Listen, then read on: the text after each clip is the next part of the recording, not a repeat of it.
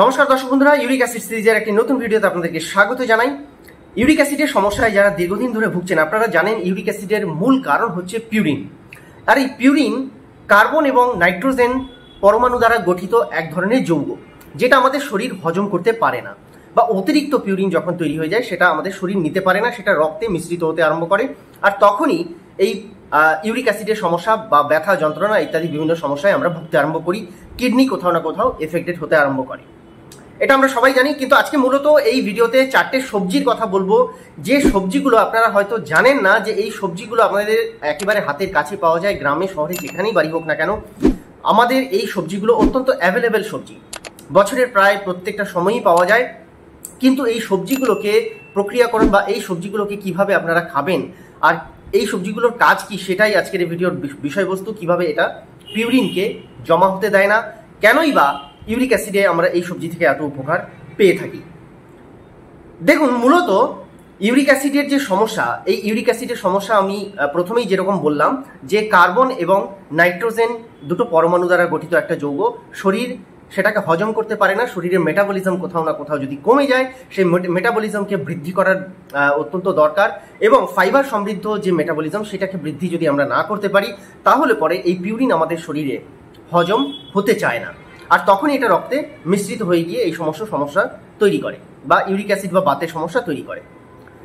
তো আমরা এই যে খাদ্য পদার্থগুলো নেব, চারটে সবজি নেব, এই সবজিগুলোর মূলত কাজ হচ্ছে পিউরিন শরীরে যেন সঞ্চয় না হয়, পিউরিন যেন শরীরে মানে দানা বাঁধতে না পারে, জমা হতে না পারে। প্রথম যে সবজিটার কথা বলবো সেটা হচ্ছে মূলো।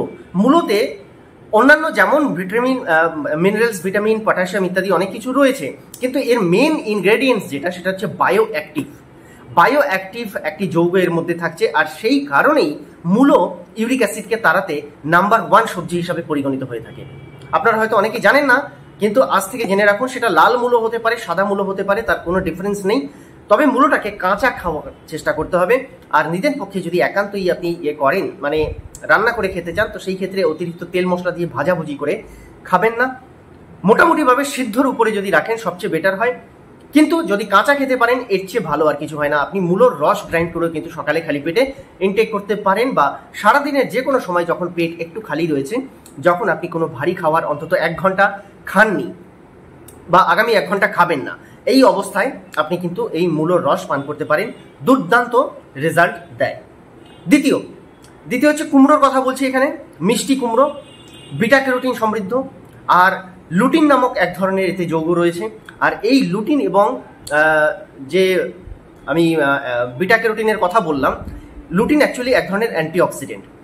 তো এই দুটোর সমন্বয়ে শরীরে পিউরিন যে পদার্থটা, সেই পিউরিন কিন্তু জমা বাঁধতেই পারে না, বলতে পারেন পিউরিনকে ভেঙে ফেলে। অর্থাৎ এই কার্বন এবং নাইট্রোজেন সমন্বয়ে যে যৌগ, সেটাকে ভেঙে আলাদা আলাদা করে দেয়, যার ফলে পিউরিন জমা বাঁধতে পারে না, এবং সেটা ক্রমাগত আপনার প্রস্রাবের মাধ্যমে হোক বা মলের মাধ্যমে হোক শরীর থেকে কিন্তু বিতাড়িত হয়ে যায়। তবে এর ক্ষেত্রে শর্ত হচ্ছে কুমড়োকে ভেজে খাওয়া যাবে না, সিদ্ধ খেতে পারেন। আর সারাদিনে জলটা একটু বেশি পান করবেন, কারণ এই যে ডিটক্সিফাই করছে, শরীর থেকে যে বিতাড়িত করছে, তার জন্য জলটা তো প্রয়োজন, না হলে সেটা ফ্ল্যাশ আউট হবে কি করে, ফ্লোটা হবে কি করে, একটা মাধ্যম তো দরকার। তাই এই মাধ্যম হচ্ছে জল।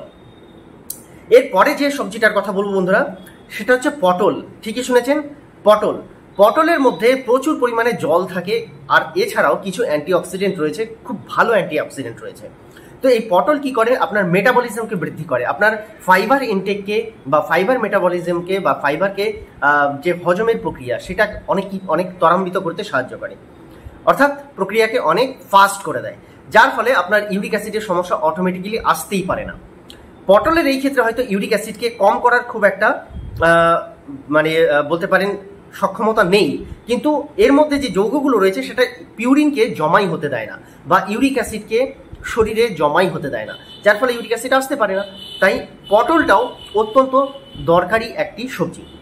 এরপরে যে সবজিটার কথা বলবো বন্ধুরা, লাস্ট, আমি 4টে সবজির কথা বলেছিলাম, 3টে হয়ে গেছে, এখন লাস্ট সবজি, সেটা আপনারা অবশ্যই শুনবেন মন দিয়ে।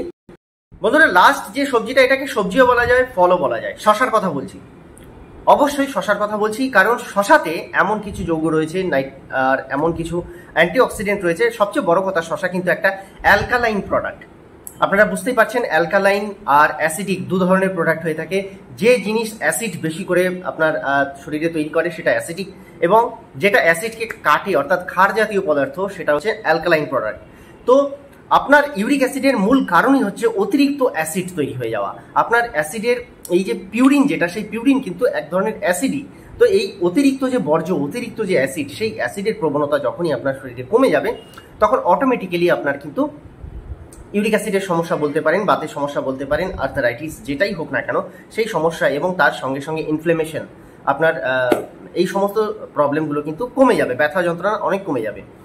তো যার জন্য এখানে শশাকে ইনটেক করতে বলা হয়। শশাতে এমনিতেই প্রচুর জল থাকে, যেটা একেবারে পটলের মতোই কাজ করে থাকে। সঙ্গে সঙ্গে যেহেতু অ্যালকালাইন প্রোডাক্ট অ্যাসিডকে কেটে ফেলে, তাই নর্মালি পিউরিন নিজে থেকেই ধ্বংস হয়ে যায়। তাই শশাকে অবশ্যই আপনার ডায়েটে রাখার চেষ্টা করুন প্রত্যেকদিন, যাদের ইউরিক অ্যাসিডের সমস্যা রয়েছে। তাই আমি প্রথমেই বলে দিয়েছিলাম এই ভিডিওতে যে এই 4টে সবজি আপনার শরীরের ইউরিক অ্যাসিডকে ফিল্টার করে, আপনার পিউরিনকে ফিল্টার করে, শরীর থেকে বিতাড়িত করে। তাই এগুলোকে অবশ্যই একটু বেশি পরিমাণে ইনটেক করার চেষ্টা করবেন, আর একেবারে তেল মশলা বাদ দিয়ে। আশা করি ভিডিওটা ভীষণ উপকার করবে আপনাদের, সেই উদ্দেশ্যেই আপনাদেরকে এই বার্তা প্রেরণ করলাম। আর আপনারা এই ভিডিওটা যতটা পারবেন একটু বেশি দর্শক বন্ধুর কাছে ছড়িয়ে দেওয়ার চেষ্টা করবেন বা শেয়ার করার চেষ্টা করবেন, কারণ আমি চাই প্রত্যেকে উপকৃত হোক। খুব তাড়াতাড়ি একটা নতুন ইন্টারেস্টিং বিষয়ের সঙ্গে আপনাদের সঙ্গে দেখা হবে। আর আপনারা ভালো থাকবেন, সুস্থ থাকবেন। আরেকটা প্রয়োজনীয় কথা আমি বলতে ভুলে গেছি, সেটা হলো যে আমি একটা জিনিস লক্ষ্য করেছি, আমি যখনই ইউরিক অ্যাসিড সম্বন্ধিত কোনো রকম ভিডিও আপলোড করছি এই চ্যানেলে, খুব ভালো দর্শক বন্ধুরা রেসপন্স দিচ্ছেন, খুব ভিডিওগুলো মনোযোগ সহকারে দেখছেন, এবং সেগুলোকে নিয়ে বিভিন্ন রকম কমেন্ট পাচ্ছি, যেটা আমার মনে হচ্ছে যে আপনাদের সত্যি কোনো উপকার করছি আমি, বা আমার মাধ্যমে আপনারা সত্যি উপকার পাচ্ছেন। কিন্তু এর সঙ্গে সঙ্গে ইউরিক অ্যাসিডের সঙ্গে সঙ্গে আমার কিন্তু এই চ্যানেলে বিভিন্ন রকম শারীরিক সমস্যা নিয়ে আলোচনা হয়, এবং সেগুলো নিয়ে আমি নিত্য নতুন ভিডিও আপলোড করছি, কিন্তু অন্য ভিডিওগুলোতে তেমন একটা রেসপন্স আমি দেখতে পাচ্ছি না। তো আমার মনে হয় আপনারা সেই ভিডিওগুলো একটু ওয়াচ করবেন, কারণ প্রত্যেকটা জায়গাতে শুধুমাত্র ইউরিক অ্যাসিড সম্পর্কেই যে আমি আপনাকে ধারণা দিচ্ছি সেটা নয়। প্রত্যেকটা শারীরিক মানে শারীরিক সমস্যা নিয়ে আমি কিন্তু ভিডিও আপলোড করে চলেছি, এবং প্রত্যেকটাই আপনাদের কোথাও না কোথাও ঘরে বসে যাতে খরচায় বা কম খরচায় আপনারা ট্রিটমেন্ট করতে পারেন সেই ব্যাপারেই সমস্ত উপদেশগুলো দেওয়া থাকে বা ভিডিওর বিষয়বস্তুটা থাকে। তা আপনারা সেইগুলোও একটু দেখবেন, আপনাদের উপকার হবে। আমার ওয়াচ টাইম বাড়ুক বা ভিউ বাড়ুক সেটা আমার মূল উদ্দেশ্য নয়, কিন্তু আমি চাই আরও বেশি লোক জাগরুকতা তাদের মধ্যে নিয়ে আসতে পারি, সচেতন হোক, আর ফ্রিতে প্রকৃতির সঙ্গে জুড়ে থেকে কিভাবে শরীরকে সুস্থ রাখা যায় সেটা যেন একটু বেশি করে মানুষের মধ্যে ছড়িয়ে দেওয়া যায়, এটাই আমার মেন মোটিভ। তাই অন্য ভিডিওগুলো আপনারা একটু ওয়াচ করবেন, তাতে করে আপনাদের আরও বেশি ভালো হবে, এবং আমারও পরবর্তী ভিডিওগুলো করার জন্য বা আপলোড করার জন্য মোটিভেশনটা থাকবে।